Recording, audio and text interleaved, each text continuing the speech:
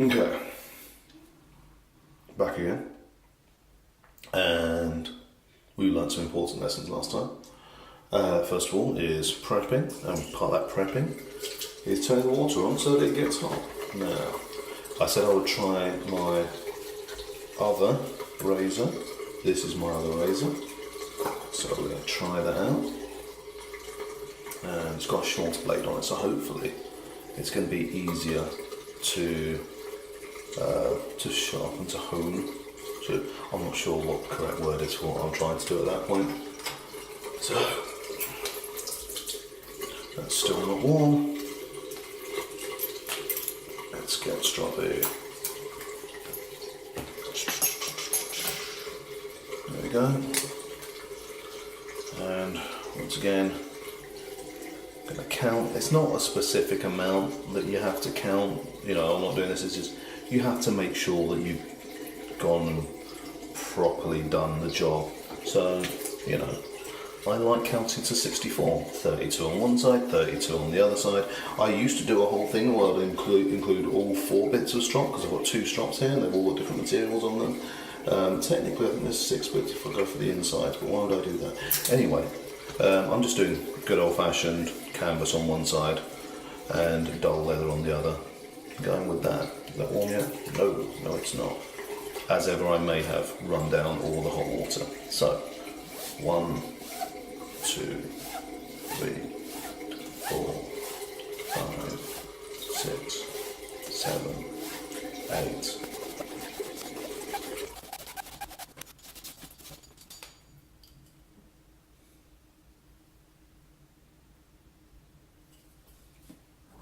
Once again, looking down the edge of the blade like that does absolutely nothing. The edge you're looking for is not something that you can see with the human eye. It is very tiny. But it's nice to look at it. Also, if you heard the shing shing shing sound, you should not hear that shing shing shing sound. That means you are doing it wrong. It's one of these things that they put into films because, you know, people feel like it should sound right. But one of these things that I've discovered while my mum's been getting treated in hospital is that whole doesn't happen, at least not anywhere that she's been so far. Instead, what that means is that somebody's unplugged your drip and you have 4 hours until the drip stops dripping because it's run out. And there are drips that last more than 4 hours, so that's a legitimate concern. Oh!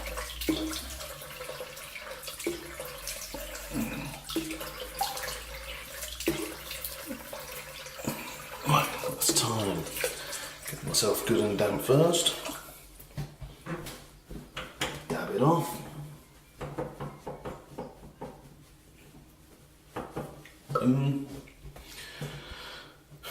And oil up. There's a weird thing that happens with, I don't know if it's just male cosmetics, I assume it happens with everything. But they say, oh yeah, this is going to last, right? So this says, oh, you know, will last up to 75 shaves or something like that. And it says, you know, use 2 to 3 drops for your entire face. And I can assure you I'm using more than 2 to 3 drops on each of these.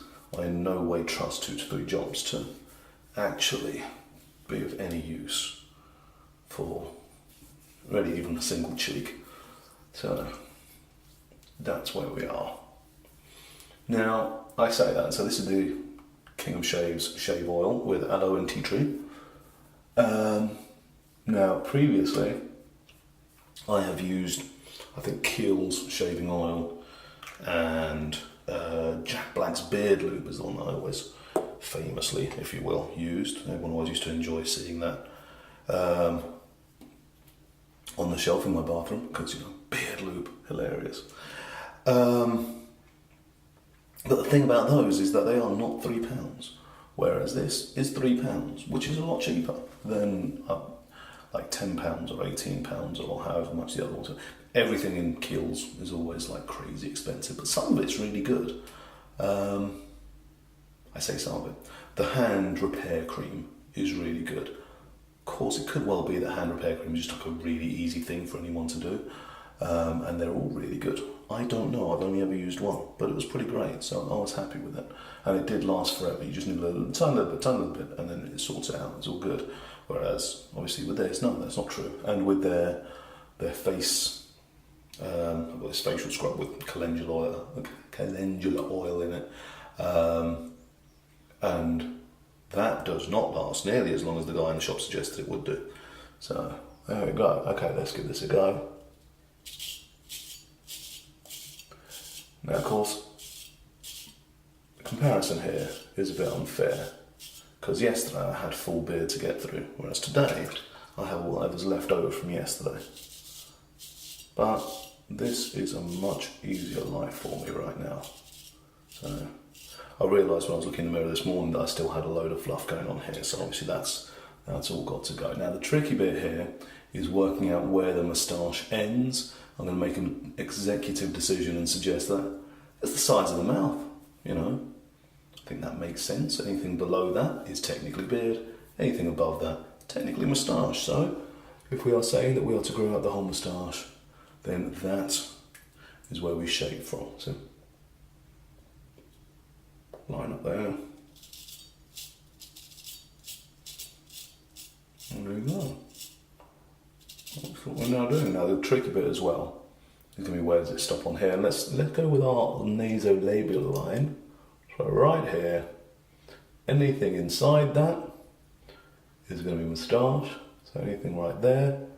And then, I probably should have done 4K for this. Anyway, anything inside that is going to be moustache, and anything outside that is dirty cheek beard. I say dirty cheek beard because I grow a dirty cheek beard. I do not grow a nice cheek beard. It'd be nice if I did.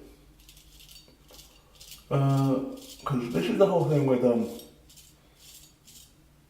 beards. So beards, I have a theory that I like to espouse.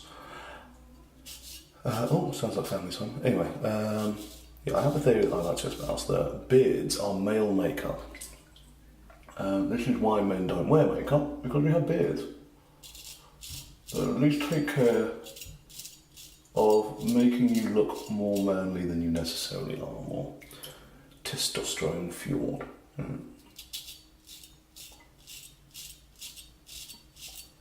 we go. No, this is still not good. I mean, it's doing something. Is that blood or is that rust? I'm pretty sure it's rust. It's alright, it's rust at the top here. There's not a problem if you get rust at the top here. At the top here. It's if you get rust down here, that's the rust you don't want. So, there we go.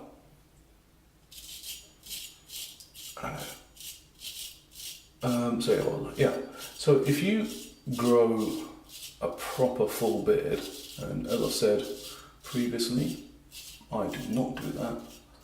But if you do, then you can use shaving as contouring, and you can bring definition to your face. So,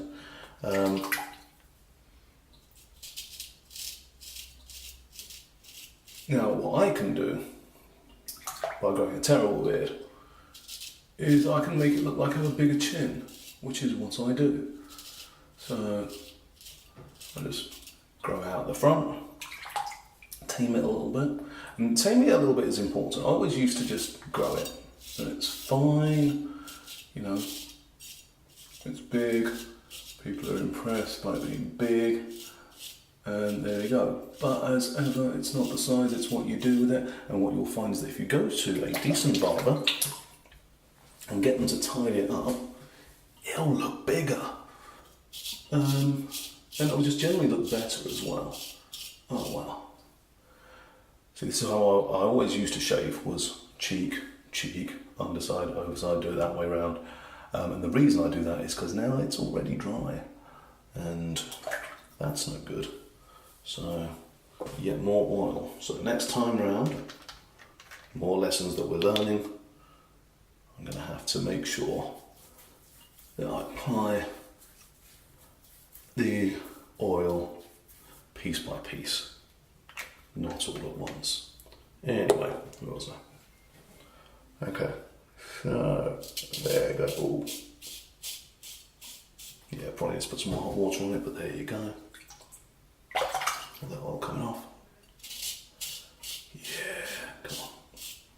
In theory I should be going quite quickly because I have places to be, but there's only so quickly I can go because I'm bad at this. So, okay, there we go.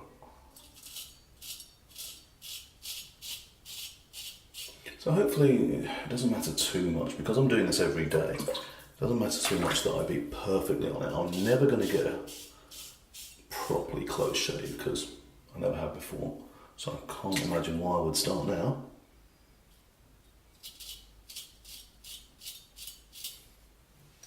I might cut myself again in the same place. Possibly. Once again, I'm not good at this. Stop following my advice.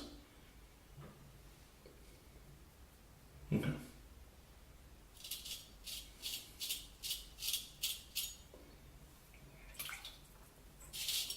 And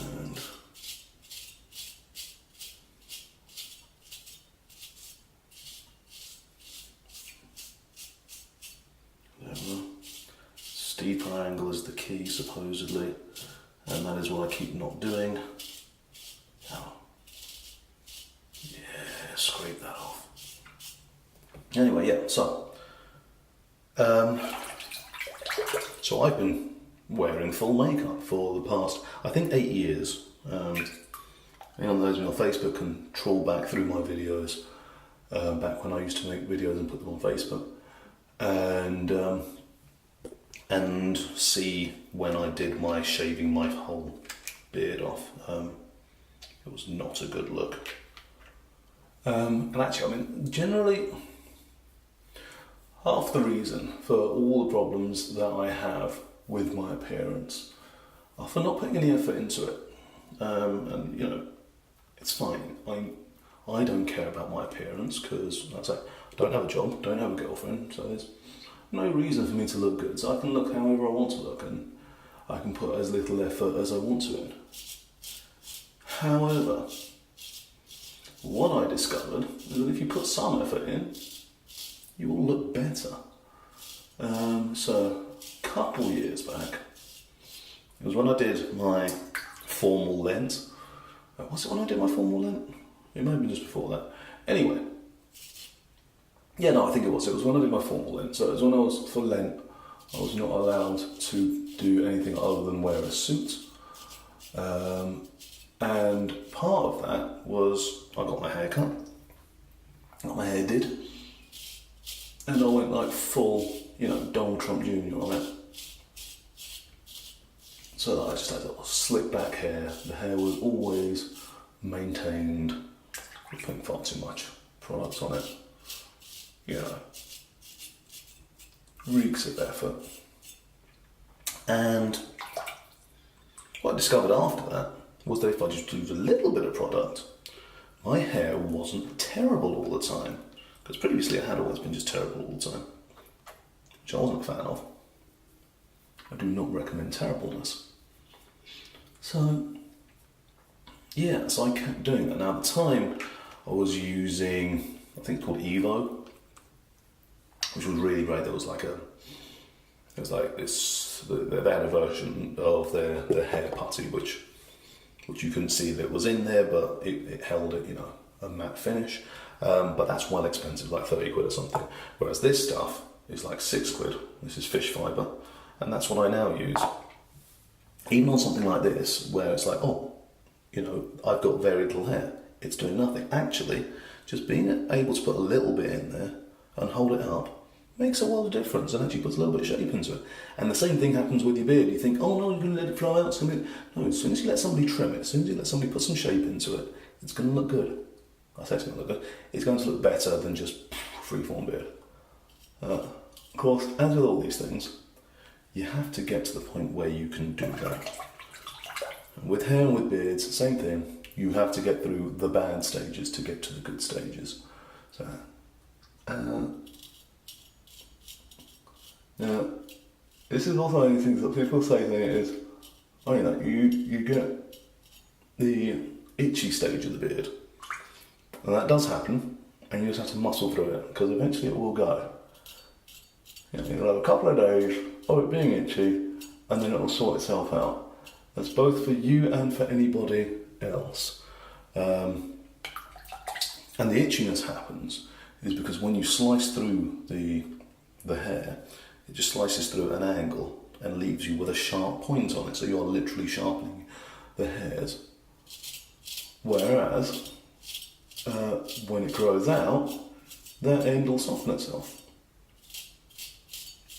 It'll sort itself out, which is nice of it.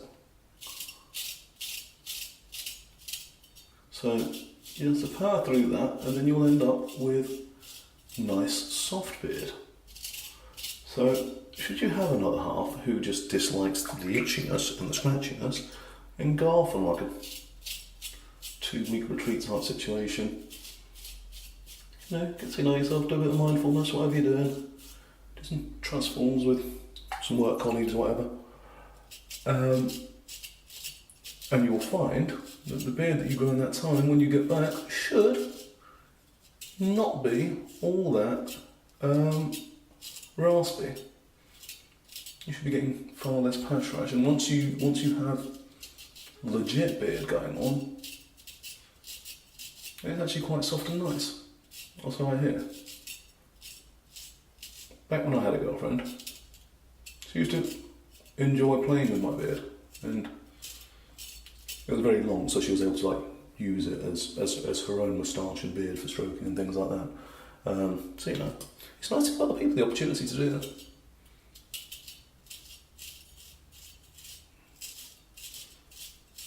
What I'm saying is beards are pretty great, and you know, you shouldn't take them for granted. Okay, so that's all very painful. I mean, I have no idea what's actually shaved and what hasn't. Then hopefully we're going to see this growing out more and this growing out less, and it's going to start making sense. The previous video I did, yesterday's video, at the moment is probably still rendering. What I've learned from that is that I am now filming in 1080 because my computer is not good enough to do 4K. I'm not sure anyone's computer is good enough to do 4K. Granted, my computer's like over 6 years old, I think. It's 6 years old. So it was never going to be good enough to do 4K. So yeah, that's taking forever just to render before it goes. So hopefully this one I'll be able to get out far more timely. But the point is that I have no idea what people want because they've not yet seen the verse video, so they've not yet been able to tell me what they want from these and what they want me to talk about. So there we go. I'm going to have to be making up subjects until then. So that's what I'm going to do.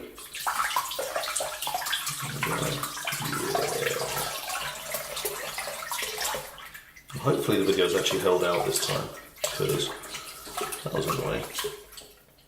Nobody likes a Star Wars crawl.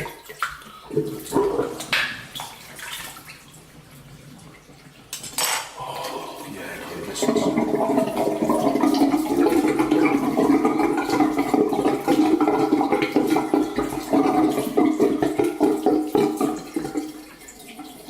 This is nothing but burning on my face. This is where I find out that actually this shave oil is in no way meant for shaving, it's meant for aftershave or something like that, which they should have called it aftershave oil, but I don't think that's true. I'm sure I would have checked that. Would I though?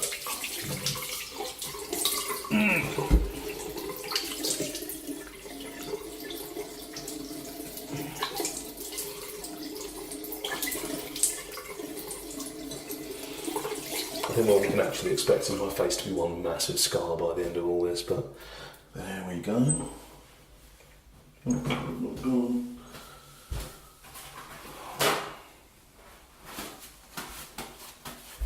Oh, I forgot to tell you about the toilet paper debacle. Oh, so many things I can tell you about. And